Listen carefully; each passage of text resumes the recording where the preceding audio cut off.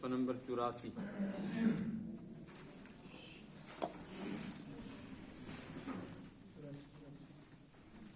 پانچواں پارہ دوسرا صفحہ۔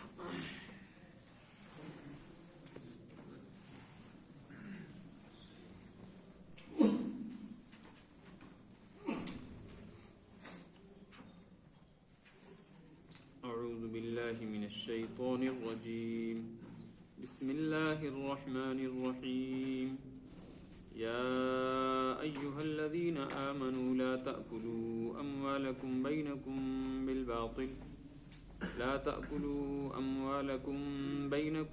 بالباطل إلا أن تكون تجارة عن تراض منكم ولا تقتلوا أنفسكم إن الله كان بكم رحيما ومن يفعل ذلك عدوانا وظلما فسوف نصليه نارا وكان ذلك على الله يسيرا إن تجتنبوا كبائر ما تنهون عنه نكفر عنكم سيئاتكم وندخلكم مدخلا كريما ولا تتمنوا ما فضل الله به بعضكم على بعض للرجال نصيب مما اكتسبوا وللنساء نصيب مما اكتسبن واسألوا الله من فضله إن الله كان بكل شيء عليما وَلِكُلٍّ جَعَلْنَا مَوَالِيَ مِمَّا تَرَكَ الْوَالِدَانِ وَالْأَقْرَبُونَ وَالَّذِينَ عَقَدَتْ أَيْمَانُكُمْ فَآتُوهُمْ نَصِيبَهُمْ إِنَّ اللَّهَ كَانَ عَلَى كُلِّ شَيْءٍ شَهِيدًا صدق اللہ العلی العظیم وصدق رسولہ النبی الکریم۔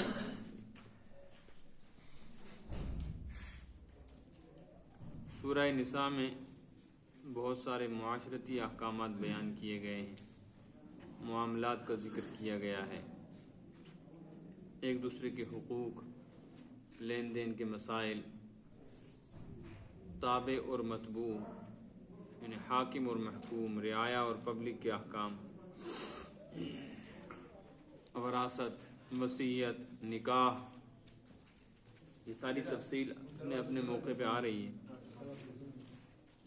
گزشتہ سبق میں یہ بات آئی تھی کہ جب نکاح کرنا ہو تو چاہیے کہ مہر ادا کر دیا کرو۔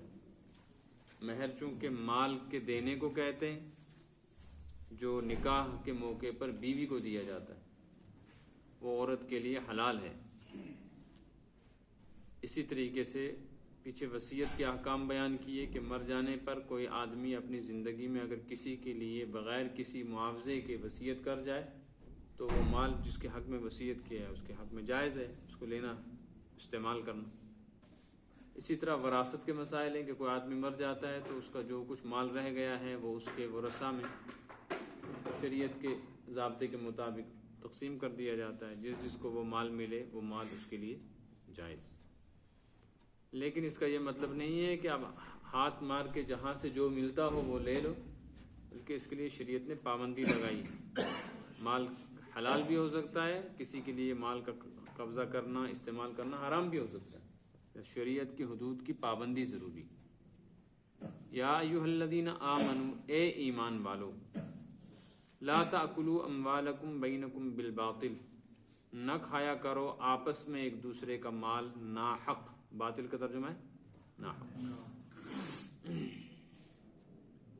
یعنی جو مال تمہارے لیے جائز نہیں ہے اس مال کا استعمال کرنا، قبضے میں لینا دونوں ناجائز ہے، باطل ہے، ناحق ہے، گناہ ہے، وہ حرام ہے۔ اب یہ کون سا مال ہے، کون کون سی صورت ناجائز ہے، قرآن پاک میں ساری تفصیل نہیں آئی ہے، کچھ چیزیں بیان کر دی گئی ہیں، جیسے سود کا مسئلہ پیچھے آ گیا، سود۔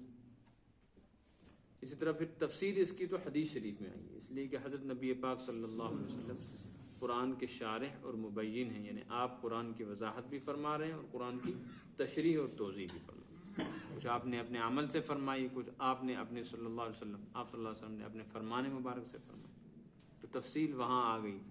چوری کرنا، رشوت لینا، ظلم و ستم کر کے کسی کا مال دبانا، بیوی کا مہر اس کو نہ دینا، ایسے ہی زور زبردستی کسی کا مال قبضے میں لے لینا، کسی نے امانت رکھی ہے اس کا استعمال کر دینا، یہ ساری چیزیں، کسی سے قرض لیا وہ واپس نہیں کیا، وہ ساری صورتیں حرام ہوں گی۔ اس کی وضاحت پھر حدیث میں، فقہ میں ملی۔ الا ان تکون تجارتاً، ہاں اگر تمہارے درمیان کوئی تجارت ہو تو تجارت میں مال کا حاصل ہونے سے استعمال کرنے کا بھی حق ملتا ہے اور وہ حلال ہے. عن تراض منکم، تجارت بھی ایسی اور مال کا قبضہ بھی ایسا جو ایک دوسرے کی رضامندی سے. قرآن پاک نے تو اتنا ہی کہا ہے کہ جو مال تجارت کے ذریعے سے اور باہمی رضامندی سے حاصل ہو وہ مال حلال ہے، اور اس کا اتنا ترجمہ آپ کو بھی سمجھ میں آ گیا. لیکن اس ایک جملے میں کتنے مسائل چھپے ہیں، اس کے اوپر ہزاروں صفحات کی کتاب لکھی. شریعت کا سارا قانون جو ہے نا معاملات کا، حلال اور حرام کا، مال کے سلسلے میں، اس کا دار و مدار یہ ایک جملہ ہے، ان تکون تجارتا عن تراض. تجارت کہتے ہیں کسی مال کو حاصل کرنا کسی چیز کے عوض، بدلے میں، اس کو کہتے ہیں تجارت. اس کی کئی صورتیں بن گئی اس دور میں. ایک تو تجارت کی بنیاد پہ مال، دوسری کچھ چیزیں پیچھے بتلا دی گئی جیسے مہر ہے، وراثت ہے، وصیت ہے. ایسے ہی ایک تجارت. جہاں تجارت نہیں ہوگی اور مہر وصیت وغیرہ بھی نہ ہو، وراثت بھی نہ ہو، تو پھر محل نظر ہے، پوچھنا پڑے گا شریعت سے جائز بھی ہے یا ناجائز. تو شریعت بہت ساری چیزوں کو ناجائز کہی. جیسے سود ہے، سود میں مال لیا جاتا ہے اور رشوت میں بھی مال لیا جاتا ہے. بظاہر تو ایک قسم کی تجارت لگ رہی ہے کہ ایک آدمی کسی کو قرضہ دیتا ہے 10,000 روپے، اس نے مال دیا، کل یہ اس کے بدلے میں 11,000 روپے لے رہا ہے. لیکن حقیقت میں یہ تجارت نہیں ہے، اس لیے کہ تجارت اگر ہوتی تو 10,000 کے بدلے کتنا ملتا؟ 10 ملتا، یا کوئی چیز ملتی. اب جو چیز یہ 10,000 روپے کے بدلے میں لیتا، چونکہ صورت بدل گئی تھی، قیمت میں، ثمن میں اور مبی میں، قیمت میں اور جو چیز خریدی جا رہی ہے اس میں فرق ہو گیا. قیمت الگ چیز ہے اور جو چیز خریدی جا رہی ہے وہ الگ ہے. قیمت دی جا رہی ہے پیسے کی صورت میں اور چیز لی جا رہی ہے کسی سامان کی صورت میں، پھر تو کوئی پابندی نہیں. لیکن اگر پیسے کے بدلے میں پیسہ لیا جا رہا ہے تو پھر برابر سرابر ہونا ضروری ہے. برابر سرابر کا مطلب ہے جیسے پیسہ ہندوستان کا ہے، اس کے بدلے میں اب لیا جا رہا ہے سعودی عرب کا پیسہ، تو مالیت کا برابر ہونا ضروری ہے. جو مالیت ہوگی مالیت کے اعتبار سے لیا جائے. کم زیادہ کریں گے تو جو زائد 1,000 روپیہ سود پر لیا جا رہا ہے اس کے بدلے میں کیا مل رہا ہے؟ کچھ بھی نہیں. ایک آدمی نے 10,000 روپے قرضہ لیا لیکن واپس کتنا کرنا پڑا؟ تو 10 کے بدلے 10 واپس کیا. یہ 1,000 روپیہ اس نے مزید جو دیا ہے اس کے بدلے میں کیا ملا؟ اسے کچھ بھی نہیں. اگر کہیں اس کے بدلے میں اس کو ٹائم ملا ہے 1 مہینے کا، 2 مہینے کا، تو وہ تو کوئی ایسی چیز نہیں ہے نا، مال نہیں ہے نا. ٹائم تو کوئی مال نہیں، اس لیے شریعت نے اس کو حرام کر دی. عن تراض منکم، دوسری شرط ہے کہ باہمی رضامندی بھی ہو. اگر رضامندی نہ ہو چاہے پھر تجارت ہو تب بھی ناجائز. 2 فریق ہیں، 2 پارٹنر ہیں، تجارت کر رہے ہیں، ایک مال پہ قبضہ کر رہا ہے لیکن دوسرے کی رضامندی نہیں ہے، تو ایسی تجارت ہی نہیں ہے، تو ظلم و ستم ہے. جیسے ایک آدمی کہتا ہے تم اپنی گاڑی مجھے دے دو، وہ دینا نہیں چاہتا لیکن یہ زبردستی اسے لیتا ہے، تو یہ زبردستی لینا بھی ناجائز ہوگا اگرچہ یہ قیمت دے رہا. رضامندی بھی ضروری ہے، تجارت میں بھی رضامندی کا ہونا ضروری. اب اس میں ایک بات سمجھ لینی چاہیے کہ ہر تجارت نہیں ہے، ہر رضامندی نہیں ہے. اس لیے شریعت کا حکم ہے کہ اگر کوئی آدمی پوری قیمت دے کر بھی کسی سے جبرن کوئی چیز لے رہا ہے تو وہ رضامندی نہ ہونے کی وجہ سے حرام ہو گئی. لیکن اگر یہ اپنی ناراضگی کا اظہار نہیں کرتا ہے، دل میں ناراضگی ہے، تو بھی ناجائز، تو بھی ناجائز. رشوت میں کیا ہوتا ہے کہ ایک آدمی بظاہر تو رضامندی سے پیسہ دے رہا ہے کہ میرا اس آدمی نے کام کر دیا ہے، اس کے کام کے بدلے میں 1,000 یا 2,000 روپے میں اس کو دے رہا ہوں، لیکن کیا رشوت دینے والا خوشی سے اپنا پیسہ لوٹاتا ہے؟ تو رضامندی بھی ضروری ہے. ہر رضامندی نہیں کہلائے گی، ہر تجارت. اب اس کے اصول و ضوابط متعین کیے شریعت نے جو حدیث میں اور فقہ میں تفصیل سے آئے. یہ تو تب مال کے متعلق حق، ایسے ہی جان کے متعلق حق ہے. لا تقتلوا انفسکم، آپس میں ایک دوسرے کو قتل نہ کرو. یا آپس میں اپنے آپ کو قتل نہ کرو، یہ مطلب، دونوں مطلب ہے۔ اگر ترجمہ کریں لفظ کا، جو لفظ ہے لا تقتلوا انفسکم، اپنے آپ کو قتل نہ کرو، تو اس کا مطلب ہوگا کہ خودکشی نہ کرو، یا تو خودکشی حرام ہے۔ اور اگر اس کا ترجمہ کریں ایک دوسرے کو قتل نہ کرو، تو پھر مطلب ہوگا قتل و غارت گری نہ کرو، الا بحق، مگر کوئی شرعی حق ہو جس کی بنیاد سے شریعت اجازت دے رہی ہے قتل کی، تو الگ مسئلہ ہے۔ جیسے قصاص میں قتل کرنا، ایسے زنا کے حد میں قتل کرنا، ایسے باغی کو قتل کر دینا، مرتد کو قتل کر دینا، کافر حربی کو قتل کر دینا، شریعت نے اس کی اجازت دی، ورنہ اجازت نہیں۔ یہ جو احکام بیان کیے جا رہے ہیں کہ مال کی حفاظت ضروری ہے، جان کی حفاظت ضروری ہے، یہ سب احکام اس لیے ہیں ان اللہ کان بکم رحیما، اللہ پاک اے بندو تمہارے اوپر مہربان ہے، وہ اپنی مہربانی سے چاہتا ہے کہ تمہارا کوئی نقصان نہ ہو، اس لیے اپنی مہربانی سے ایسے احکامات دیے ہیں جس میں تمہارے لیے راحت ہے، حفاظت۔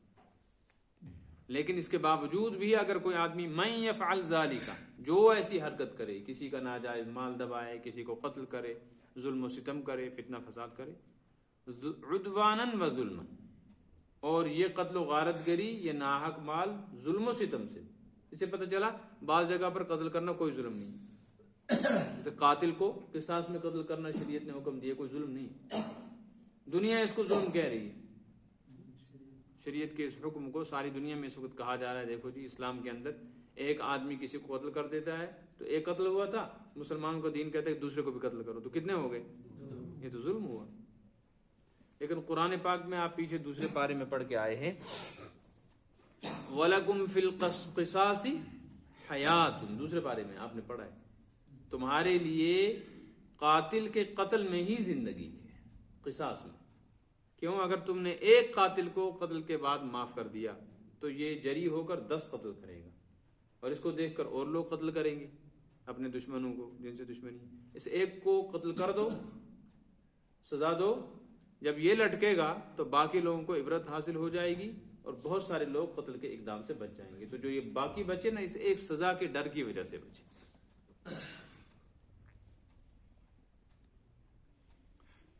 اس لیے اعداد و شمار کے اعتبار سے باقی کو چھوڑو، اس وقت دنیا میں قتل اور زنا اور چوری، یہ 3 جرم ساری دنیا میں سب سے کم سعودی عرب میں ہو رہے ہیں۔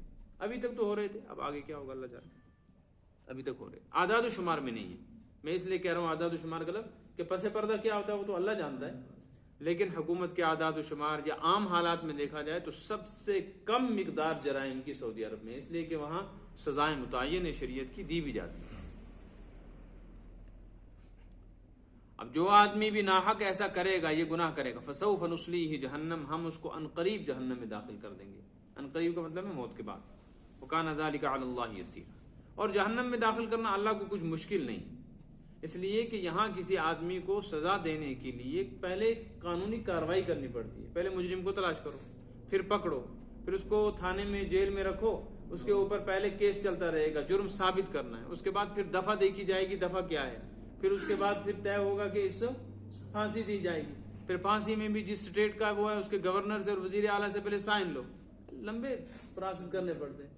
تو ممکن ہے کہ یہ وزیر اعلیٰ وزیر اعظم پہلے ہی مر جائے، قانون میں کچھ تبدیلی آ جائے، یا ہو سکتا ہے سب کچھ کرنے کے بعد ملک کا جو صدر ہے یہ مجرم وہاں جا کر اپنی اپیل کرے اور وہ اس کو معاف کر دے۔ یہ تو ہے نا اللہ تعالیٰ کے ہاں یہ نہیں ہے، یہ ساری تفصیلات نہیں ہے۔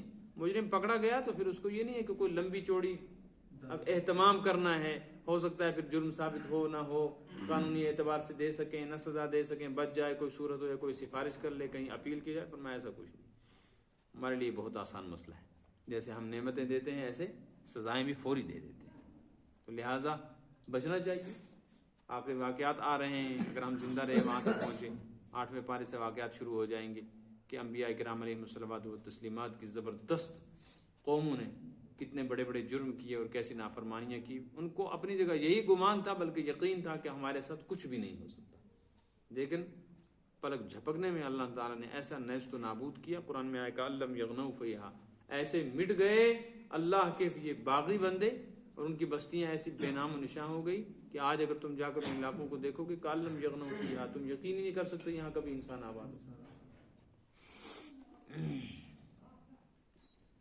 ان تجتنبوا کبائر ما تنہون عنہ، اے ایمان والو اگر تم ان بڑے بڑے گناہوں سے اجتناب کرو، بچتے رہو جن سے تم کو روکا جا رہا ہے، جن سے نہیں ہے، جن گناہوں سے تم کو روکا جا رہا ہے، اگر ان بڑے بڑے جرموں سے تم بچ جاتے ہو، نکفر عنکم سیئاتکم، چھوٹے چھوٹے گناہ ہم معاف کر دیں، وندخلکم مدخلا کریما، اور تم کو ہم عزت کی جگہ پر پہنچائیں گے، داخل کریں گے جنت۔ اس آیت کی تفصیل میں بہت کچھ لکھا ہے مفسرین۔ سب سے پہلے مسئلہ یہ ہے کہ حق تعالی شانہ یہ فرما رہے ہیں کہ اگر بندہ بڑے گناہوں سے بچ جائے تو چھوٹے گناہ معاف ہو جائیں۔ اس سے یہ معلوم ہوا کہ بڑے گناہوں سے بچنے کی برکت یہ ہے کہ چھوٹے گناہ خود بخود معاف ہو جاتے ہیں۔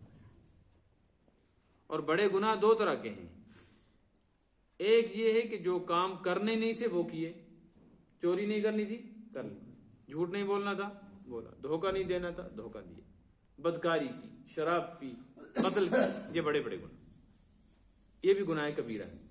اور دوسری صورت ہے کہ جو کام کرنے تھے نہیں کیے، نماز پڑھنی تھی نہیں پڑھی، زکوٰۃ دینی تھی نہیں دی، حج کرنا تھا نہیں کی، روزہ رکھنا تھا نہیں رکھا، جہاد کرنا تھا، دین کا ضروری علم سیکھنا فرض تھا، جس سے کم از کم ہم بحیثیت مسلمان جو ذمہ داریاں ہم پر عائد ہیں وہ پوری ہو جائیں، پاکی کے مسائل، نماز کے مسائل، ایمانیات، وہ نہیں سیکھے تو یہ ساری کے ساری چیزیں کرنے کے کام نہیں کیے، نہ کرنے کے کام کر لیے تو کیا ہو گئے؟ گناہ کبیرہ۔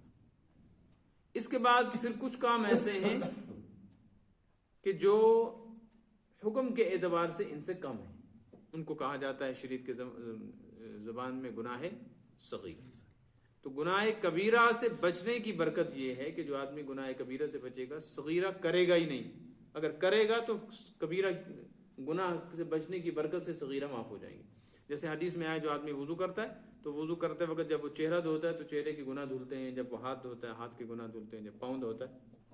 اس سے معلوم ہے وضو کرنا نیکی ہے، تو نیکی کرنے سے گناہ آگے آ رہا ہے قرآن پاک میں، ان الحسنات یذہبن السیئات، حسنات یعنی نیکیاں لے ختم کرتی ہیں سیئات کو، برائیوں کو مٹا دیتی ہیں۔ نیکیوں میں یہ تاثیر ہے کہ نیکیاں گناہوں کو، تو گناہوں میں بھی یہ اثر ہے کہ گناہ نیکیوں کو مٹا دیتے ہیں، دونوں میں اثر ہے۔ یہ اتنا ہی نہیں ہے کہ نیکی اپنا اثر رکھے گی اور گناہ اپنا اثر رکھے گا، بلکہ متعدی ہیں، نیکی اپنا اثر رکھتی ہے اور ساتھ ساتھ گناہ کو مٹاتی بھی، اور گناہ میں یہ اثر ہے کہ وہ اپنا اثر تو پیدا کرے گا، ساتھ ساتھ نیکیاں جو کی ہیں نا پہلے وہ بھی مٹ جائیں۔ اس لیے حدیث میں آیا ہے کہ مسجد کے اندر دنیا کی باتیں کرنے سے نیکیاں ختم ہوتی ہیں۔ ایک حدیث میں آیا اگر تم سے کوئی گناہ ہو جائے تو پھر نیکی بھی کرو، تمحوہا، اس نیکی سے وہ گناہ مٹ جائے۔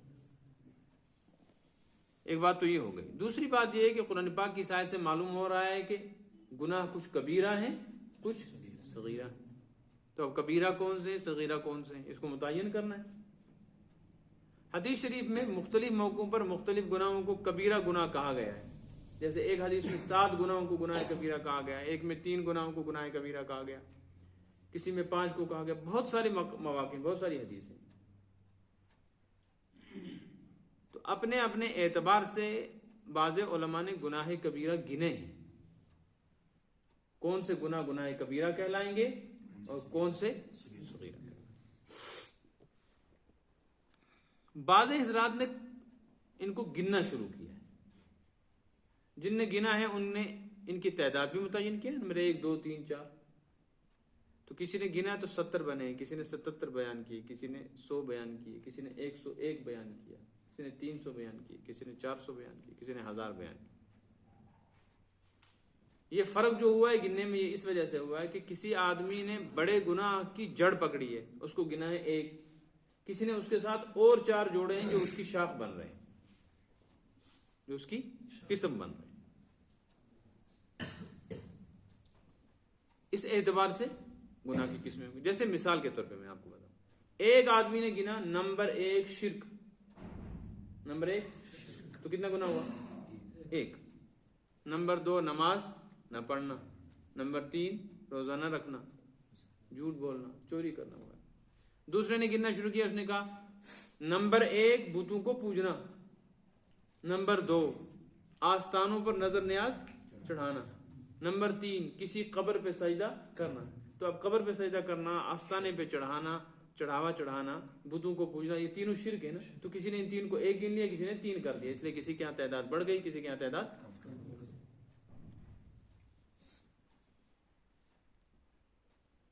بعض حضرات نے فرمایا ہے کہ نہیں, کوئی گناہ صغیرہ ہے ہی نہیں, ہر گناہ کبیرہ ہے. اس لیے کہ گناہ کہتے ہیں خدا کی نافرمانی کو, تو کیا خدا کی کوئی نافرمانی چھوٹی ہوگی؟ کوئی نافرمانی چھوٹی نہیں. صغیرہ اور کبیرہ کا فرق صرف یہ ہے کہ صغیرہ کی سزا چھوٹی ہے, کبیرہ کی سزا بڑی ہے, بس یہ فرق, باقی اور کچھ نہیں. بعض حضرات نے کہا ہے کہ کبیرہ گناہ وہ ہیں جس پر شریعت نے کوئی حد مقرر کی. حد کا مطلب ہے شرعی سزا, جیسے قتل کی سزا قتل, زنا کی سزا متعین, شادی شدہ ہے تو یہ, شادی شدہ نہیں تو یہ, چوری کی سزا ہاتھ کاٹنا, مرتد کی سزا قتل کر دینا, بے نمازی کی سزا, بے نمازی کیا سزا, بے نماز نہ پڑھنا فقط ایک ایسا جرم ہے تمام شرعی گناہوں میں. نماز چھوڑنا ایک ایسا گناہ ہے کہ کسی مسئلے میں علماء کا اختلاف نہیں ہے کہ اس گناہ کا کرنے والا کافر ہے یا مومن. مثلا نماز کے علاوہ باقی گناہ, ایک آدمی نے روزہ نہیں رکھا تو شریعت کیا کہتی, کافر ہو گیا؟ نہیں, سب کا اتفاق ہے کافر. حج نہیں کیا تو کافر نہیں ہوا, گناہ گار ہے.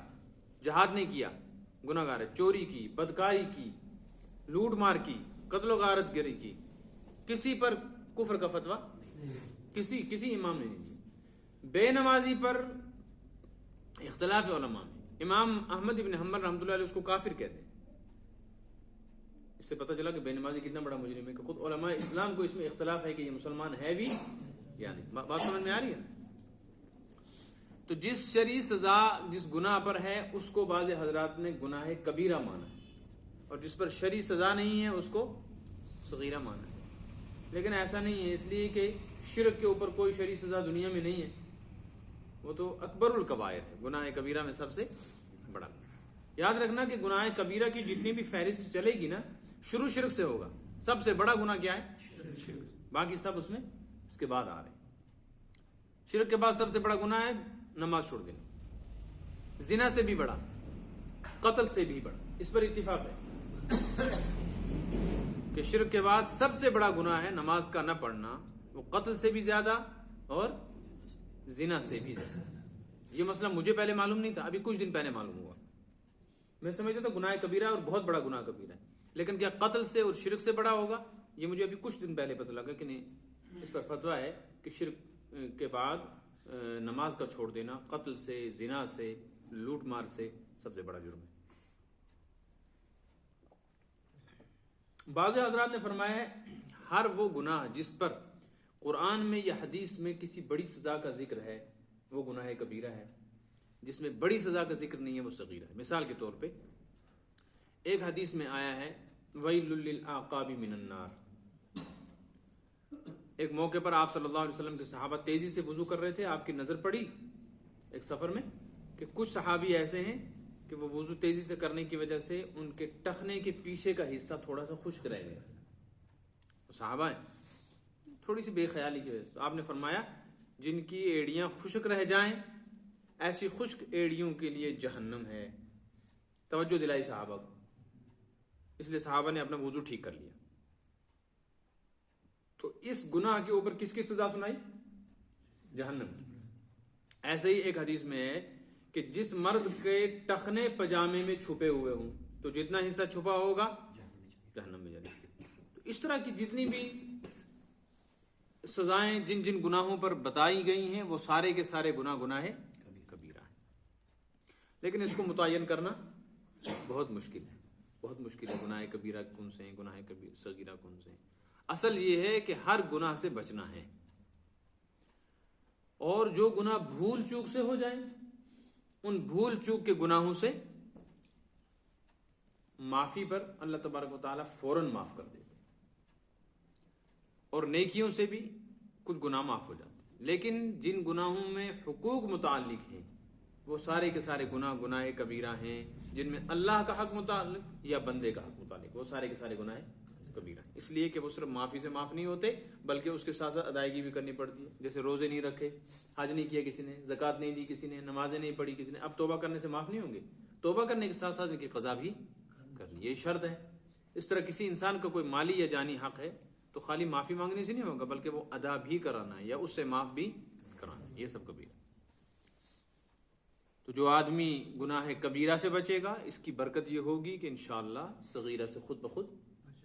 اس کی مثال ہے اتل ما اوحی الیک من الکتاب واقم الصلاۃ ان الصلاۃ تنہی عن الفحشاء والمنکر. نماز کے اندر یہ اثر ہے کہ جو آدمی نماز قائم کرے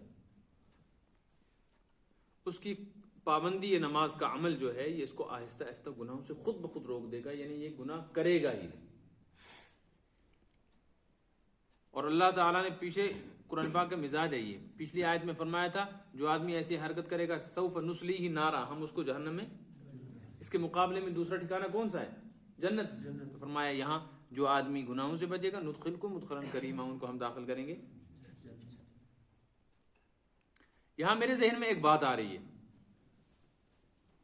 اگرچہ میں نے کہیں پڑھی نہیں لیکن بہرحال ایک ایسی بات ہے جس سے ہمیں کچھ مقام صحابہ کا معلوم ہو سکتا ہے. گناہوں کا ذکر کیا تو گناہوں کا ذکر سیدھا آیا یا ایھا الذین آمنوا لا تأکلوا اموالکم، اے ایمان والو تم نہ کھایا کرو مال. تم مال، حکم کس کو ہے؟ مسلمانوں کو. لیکن جس وقت آیت اتری وہاں کون موجود تھا؟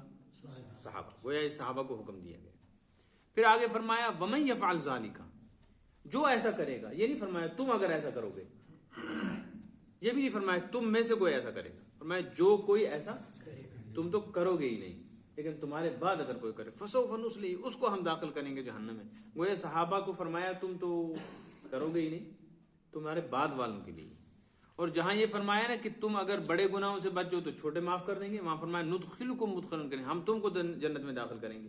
اس سے معلوم ہوا صحابہ کا مقام کیا ہے کہ جنت کے داخلے کے وقت مخاطب کیا ہے حضرات صحابہ کو. پہلے کون جائیں گے؟ صحابہ ہی جائیں گے. جب تک صحابہ سارے جنت میں نہیں چلے جائیں گے تب تک پیران پیر امام ابو حنیفہ، امام شافعی، امام بخاری بھی جنت میں نہیں جا سکتے. یہ ہمارا عقیدہ ہے، ہمارا عقیدہ ہے، ترتیب ہے. آپ نے فرمایا جنت حرام ہے نبیوں پر جب تک میں جنت میں نہ جاؤں، اور امتوں پر جب تک میری امت نہ جائے. تو نبیوں میں جو سب سے بڑا ہے پہلے وہ جائے گا، اس کے بعد دیگر انبیاء. تو امت میں بھی جو سب سے بڑے ہیں پہلے وہ جائیں گے، حضرات صحابہ. اس لیے صحابہ کرام کی محبت ایمان ہے. صحابہ کرام کی محبت ایمان ہے. فرمایا اپنے بچوں کو سنت سکھاؤ، قرآن سکھاؤ اور صحابہ کی محبت سکھاؤ. یہ اپنے بچوں کو واقعات حضرات صحابہ کو سنانے چاہیے، اور جو صحابہ کے دشمن ہیں ان کے بارے میں آگاہ کرتے رہنا چاہیے کہ فلاں فلاں صحابہ کا دشمن ہے، اس نے صحابی کے بارے میں یہ کہا، اس نے یہ کہا. ہمارا عقیدہ ہے کہ سارے کے سارے صحابہ جو ہیں وہ دنیا سے اس حال میں گئے ہیں کہ اللہ ان سے راضی تھا اور وہ اللہ سے راضی تھے. اگر کسی صحابی سے کوئی گناہ، کوئی بھول چوک غلطی ہو گئی وہ اس دنیا میں ہوئی، یہیں اس کی معافی ہوئی، یا اگر اس پر کوئی تکلیف پہنچانی تھی، لفظ سزا ہم صحابہ کے لیے استعمال نہیں کرتے ادب، کوئی تکلیف اس پہ ہونی چاہیے تھی تو وہ دنیا میں ہو گئی. وَلَا تَتَمَنَّوْا مَا فَضَّلَ اللَّهُ. بس آج اتنا ہی پڑھیں کہ اور پڑھیں؟ رکوع پورا کر لیتے ہیں ایک ہی اس میں بات. آگے جو آیت آ رہی ہے اس آیت میں ایک خاص بات بیان کی گئی، وہ یہ کہ پیچھے احکامات آئے تھے مردوں کو ڈبل ملے گا، عورتوں کو آئی نا پیچھے یہ بات. مرد ایک شادی کرے گا، عورتیں، مرد 4 شادی کرے گا، عورت کرے گی. ایک مرد ایک وقت میں 4 بیوی کو رکھ سکتا ہے، ایک عورت ایک وقت میں ایک ہی مرد کے نکاح میں رہ سکتی ہے. تو بعض عورتوں کے ذہن میں یہ بات آئی کہ کاش ہم بھی مرد ہوتی تو ہمیں بھی کتنا ملتا؟ Double double. حضور اکرم صلی اللہ علیہ وسلم کی خدمت میں یہ بات کسی طرح پہنچ گئی. اس پر یہ آیت نازل ہوئی لا تتمنوا ما فضل اللہ به بعضکم علی بعض. ان چیزوں کی تمنا نہ کیا کرو جن کو اللہ تعالیٰ نے فضیلت کے طور پر تم میں سے بعض کو عطا کیا ہے. کچھ چیزیں ایسی ہیں نا جو وہابی ہیں. وہابی کا مطلب ہے انسان کا عمل دخل نہیں ہے، اللہ نے اپنے فضل سے کسی کو کوئی چیز دے دی، اس میں عمل دخل نہیں ہے. ایک کو خوبصورت بنا دیا ہے، ایک خوبصورت نہیں ہے. تو اب یہ کسی انسان کے اختیار میں تو ہے نہیں، نہ ماں باپ ایسا کرتے ہیں، نہ کوئی مشین بناتی ہے ایسا، نہ انسان کا اپنا عمل دخل. کوئی ذہین ہے، کوئی کم ذہین، کوئی بہادر ہے، کوئی کوئی طاقتور ہے، کوئی کمزور ہے، کسی میں کوئی عذر ہے، کسی میں نہیں، کسی کی آنکھ کمزور، کسی کی ناک کمزور، کسی کا دماغ کمزور، کوئی بالکل صحیح سالم، کوئی مالدار ہے، کوئی غریب ہے۔ اسی طریقے سے کچھ چیزیں ایسی ہیں جو کسبی ہیں، یعنی جن کا تعلق عمل سے ہے، اگر ہم وہ چیز کریں تو ملے گی، نہیں کریں تو، مثلا علم ہے، پڑھو گے تو عالم بنو گے، نہیں پڑھو گے تو۔ پیسہ ہے، تجارت کرو گے، محنت کرو گے تو آ جائے گا، نہیں کرو گے، گھر میں بیٹھے رہو گے بیکار تو نہیں ملے گا، جیسے کشمیر والوں کا حال ہوا۔ تو جو امور وہابیہ ہیں اللہ تعالیٰ نے عطا کر دی اور انسان کا عمل دخل نہیں ہے اس میں، اللہ نے اگر کسی کو کوئی نعمت دی ہے، دوسرے کو حق نہیں ہے کہ وہ پھر ریس کرے کہ نہیں مجھے کیوں نہیں آئی، اس میں کوئی حکمت اور مصلحت۔ مثال کے طور پر ایک انسان ایسا ہے جو کسی ایسی ذات میں، ایسی برادری میں پیدا ہوا ہے جس کو بظاہر عزت والی نہیں سمجھا جاتا، اور ایک بڑے خاندان میں پیدا ہوا ہے، تو یہ کسی کا عمل دخل تو ہے نہیں، اس میں کیا ریس کرنی، ٹھیک ہے جس کو جو مل گیا۔ ایک بادشاہ کے گھر میں پیدا ہو گیا، ایک فقیر کے گھر میں پیدا ہو گیا، یہ کیوں کہتا ہے میں فقیر کے گھر میں کیوں پیدا ہوا، بادشاہ کے گھر میں کیوں پیدا نہیں ہوا؟ چونکہ عمل دخل نہیں ہے انسان، اس لیے فرمایا گیا لا تتمنوا ما فضل اللہ بہ بعضکم علی بعض، اللہ تعالیٰ نے تم میں سے بعض کو بعض پر جن چیزوں کے اعتبار سے فضیلت دی ہے اس کی تمنا نہ کیا کرو، اس کی تمنا کرنے سے کچھ بھی نہیں ہوگا سوائے تمہاری ذہنی پریشانی کے، اور تمہارے اندر ایک قسم کا حسد پیدا ہو جائے، اس کو یہ نعمت کیوں ملی، تم کو تو مل نہیں سکتی، ساری زندگی چلتے رہو۔ اس لیے مرد کو دگنا کیوں مل رہا ہے، مرد کیوں 4 بیویاں رکھے گا، عورت کو کیا اسے لینا دینا، وہ اسی پر خوش رہے، ٹھیک ہے میں عورت ہوں۔ اگر وہ یہ سوچے نہیں جی میں بھی مرد بنوں، جیسے اس دور کی عورتیں مرد بننے لگ رہی تو کتنے مسائل، کتنی پریشانی۔ عورتوں کی آزادی کے نام پر اپنے شوہر کا بستر عورت بچھائے اور ساس سسر کا بستر بچھائے، ہے نا، اس پر سوالات ہیں کہ عورت غلام تھوڑی ہے، اس کو 10,000 روپے مہر دے کے لایا ہے تو اب یہ تمہارا بستر بچھائے گی، تمہارے کپڑے دھوئے گی، یہ عورت کے لیے عیب بنا کہ نہیں بنا؟ عیب بن گیا۔ اسی کو پڑھا کر اس کے بال کٹ کر کے پینٹ شرٹ لگا کر ہوٹل میں بھیج دیا جی، اب یہ ہوٹل کے کمروں کو ٹھیک کرے گی، صفائی کرے گی، ہے نا، تو وہاں یہ اجنبی لوگوں کے بسترے ٹھیک کرتی ہے، جھاڑو دیتی ہے، اس کو عزت سمجھا جاتا ہے، وہ بھی تو 10,000 روپے دے، وہ بھی 10,000 دے۔ عورت کی شہرت کے نام پر دانتوں کو صاف کرنے کے لیے برش آتا ہے نا، اس پہ کس کا فوٹو بنا ہوتا ہے؟ عورت۔ تو کہا ہم نے پہلے تو یہ دیا کہ ہم نے عورت کو یہ عزت دی ہے کہ یہ ہونٹوں کے ساتھ لگانے کی چیز ہے، جو برش تم کرتے ہو نا اس پہ کس کا فوٹو رہے گا؟ عورت کا۔ اب کموڈ صاف کرنے کے لیے جو برش آ رہا ہے اس پہ بھی عورت کا فوٹو ہے، یہ دکھایا دنیا کو، عورتوں کو یہ دیا۔ تو اللہ تعالیٰ فرماتا ہے اس میں جو تقسیم اللہ کی ہے اس پر راضی۔ البتہ ایک بات سنو، للرجال نصیب مما اکتسبوا، مردوں کو وہ ملے گا جو ان نے کمایا، جس میں ان کا عمل دخل، وللنساء نصیب مما اکتسبن، عورتوں کو وہ ملے گا جو وہ کمائیں گی، مطلب عمل، محنت کے سلسلے میں کوئی پابندی نہیں ہے، مرد پڑھ رہے ہیں عورت بھی پڑھے، مرد کما رہے ہیں عورت بھی کما لے، مرد نماز پڑھ رہا ہے، کمائی سے مراد کیا ہے؟ آخرت کی کمائی، اور پیسے کمائی نہیں، وہ تو مردوں کی ذمہ داری، آخرت کی کمائی۔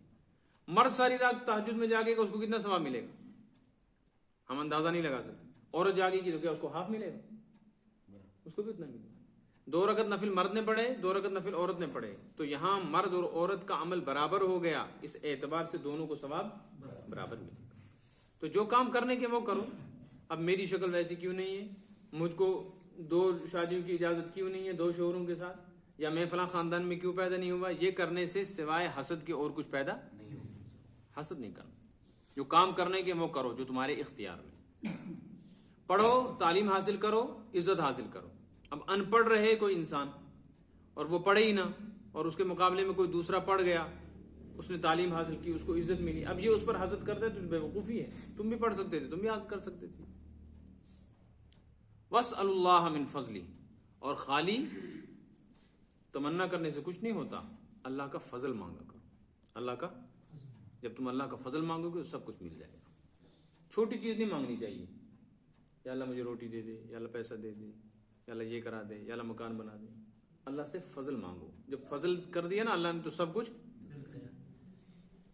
حدیث میں آیا ہے کہ اللہ تعالیٰ سے جامع دعائیں مانگا کرو، جامع کا مطلب ہے جن کے الفاظ کم ہو، معنی، جیسے ایک آدمی دعا کر رہا تھا، حدیث میں آیا یا اللہ مجھے جنت دے، جنت کی حوریں بھی دے، اور جنت کی شربت بھی پلا، اور جنت میں مجھے عالیشان باغات بھی دے، اور جنت کا محل بھی دے. اس کو منع کیا گیا. یہ کیا دعا کر رہا ہے؟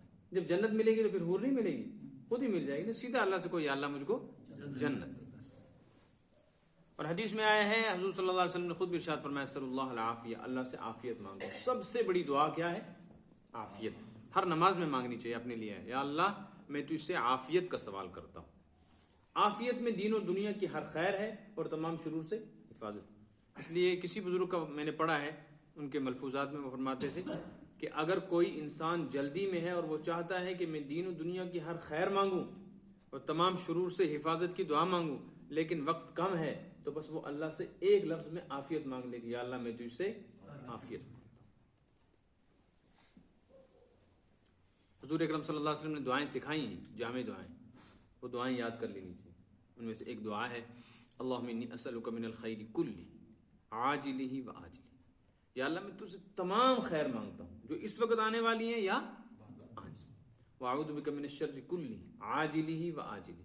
اور تمام شرور سے پناہ مانگتا ہوں جو اس وقت ہو سکتے ہیں یا آگے. ما علم منہا و ما لم اعلم. میں جانوں یا نہ جانوں، تو جانتا ہے، لہٰذا سب کچھ مانگ لیا. ایک دعا ہے اللہم انی اسألک الجنہ وما قرب الیہا من قول وعمل. یا اللہ جنت کا سوال کرتا ہوں اور جنت کے ساتھ ساتھ وہ تمام چیزیں مانگتا ہوں جو جنت میں پہنچاتی ہیں، یعنی نیک عمل، گناہوں سے بچنا، ایمان، تقوی، خیر. واعوذ بک من النار وما قرب الیہا من قول وعمل. اور تمام گناہوں سے، جہنم سے پناہ مانگتا ہوں اور تمام ان چیزوں سے جو جہنم میں پہنچا سکتے. ایک حدیث ہے اس میں دعا ہے اسألک مما سألک بہ حبیبک محمد اسألک مما سألک بہ محمد صلی اللہ علیہ وسلم. میں نے اس لفظ میں اس کے ساتھ لگا دیا لفظ حبیب اس دعا کے ساتھ، حبیبک محمد. اب میری زبان پہ ایسے ہی چڑھتا ہے. وأعوذ بک مما تعوذ منہ حبیبک محمد صلی اللہ علیہ وسلم. یا اللہ جو حضور صلی اللہ علیہ وسلم نے، آپ کے حبیب نے آپ سے دعائیں مانگی خیر کی، وہ مجھے عطا کر. جن شرور سے پناہ مانگی سے حفاظت. تو الفاظ کتنے مختصر، لیکن دنیا کی تمام خیر اس میں آ گئی. ایسی دعائیں یاد کرا لینی چاہیے، بچوں کو بھی، خود بھی یاد کرنی چاہیے، دعائیں مانگنی چاہیے. ان اللہ کان بکل شیء علیما. اللہ تعالیٰ خوب جانتا ہے ہر چیز کو، لہٰذا وہ جانتا ہے کس کو کیا دینا ہے، مردوں کو کیا دینا ہے، عورتوں کو کیا دینا ہے، کس کو ڈبل دینا ہے، کس کو سنگل دینا ہے. اس کی حکمتیں اللہ ہی جانتا ہے. وَلِكُلٍّ جَعَلْنَا مَوَالِيَ مِمَّا تَرَكَ الْوَالِدَانِ وَالْأَقْرَبُونَ. ہم نے سب کے وارث بنائے. یہ میراث کا مسئلہ آیا تھا نا پیچھے، سب کے لیے ہم نے موالی بنائے. موالی منے پیچھے رہ جانے والے، میراث کے حقدار. مما ترک الوالدان والاقربون. جو کچھ بھی چھوڑ دیں والدین یا رشتہ دار. یعنی ہم نے یہ طے کر رکھا ہے کہ جب کوئی مر جائے گا، چاہے ماں باپ مرے، رشتہ دار مرے، تو ان کے جو پیچھے رہنے والے ہیں کس کو کتنا ملے گا. والذین عقدت ایمانکم فآتوہم نصیبہم. اس کو سمجھیں. اور وہ لوگ کہ تم نے جن کے ساتھ معاہدہ کیا تھا لین دین کا، تم ان کو دے دیا کرو. یہ کیا معاہدہ ہے؟ آپ نے پیچھے پڑھا تھا کہ عرب میں ایک دستور تھا، وہ اپنی زندگی میں کسی اجنبی کو دوست بنا کر کہتے تھے تو میرا دوست ہے، تو مر گیا تو تیرا سارا مال میرا، میں مر گیا تو میرا سارا مال تیرا. اس کو کہتے تھے عقد موالات. دوستی کے باہمی تعلقات اور اس کے باہمی تعلقات کی بنیاد پر معاہدے. شروع میں اس کی اجازت تھی. والذین عقدت ایمانکم فآتوہم نصیبہم. جن سے تم ایسے معاملے کر لو تو ان کا جو حصہ بنتا ہے ان کو دو. لیکن جب وہ آیت نازل ہو گئی جس میں طے کر دیا کہ کس کو کتنا ملے گا، تو یہ سلسلہ ختم ہو گیا، یہ منسوخ ہو گئی. یہ حصہ قرآن پاک کی آیت کا تلاوتاً موجود ہے، یعنی اس کی تلاوت تو ہے، حکماً منسوخ ہے، اس پر عمل نہیں کیا جائے گا. آج کوئی کسی کے ساتھ معاہدہ کرتا ہے میرے مرنے کے بعد سب کچھ تیرا، تو نہیں ملے گا. ان اللہ کان علی کل شیء شہیدا. اللہ تعالیٰ ہر چیز پر گواہ ہے. گواہ کا مطلب ہے ہر چیز معلوم. صدق اللہ العلی العظیم. صدق رسول اللهم اغفر لنا واغفر للمسلمين والمسلمات والمؤمنين والمؤمنات. اللهم اشرح صدورنا للإسلام ونور قلوبنا بالإيمان وزين أخلاقنا بالقرآن واملأ صدورنا بنور العرفان. اللهم حبب إلينا الإيمان وزينه في قلوبنا وكره إلينا الكفر والفسوق والعصيان واجعلنا من الراشدين. اللهم ارزقنا الراحة والرحمة وارزقنا العافية والصحة والسلامة وزيننا بزينة الشريعة. اللهم زيننا بزينة السنة والشريعة برحمتك يا رحمن.